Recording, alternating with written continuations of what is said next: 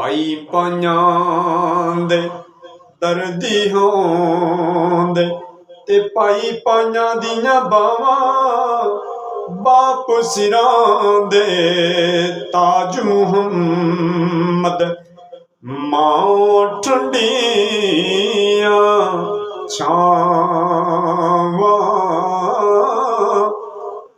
ਲੈ ਹੁਣ ਯਾਰ ਹਵਾਲੇ ਰੱਬ ਦੇ ਲੰਬੀ ਪਈ ਜੁਦਾਈ ਰੱਬ ਮਿਲਾਵੇ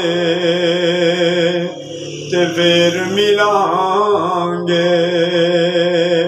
ਨਿਤੇ ਹੋਰ ਉਮੀਦ ਨਕਾਈ ਜਿਸ ਘਰ ਵਿੱਚ ਤੂੰ ਉਮਰ ਗੁਜ਼ਾਰੀ ਉਸ ਘਰ ਵਿੱਚ ਇੱਕ ਰਾਤ ਨਹੀਂ ਰਹਿਣਾ ਦੋ ਚਾਰ ਦਿਹਾੜੇ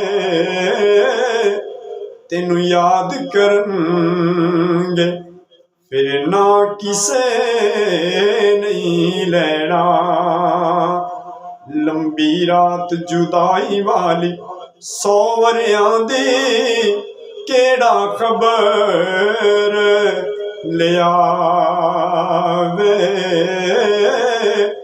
ਸਜਣਾ ਦੂਰ ਗਿਆਨ ਦੀ। वीडियो अच्छी लगे चैनल में जरूर सब्सक्राइब करिए। शुक्रिया।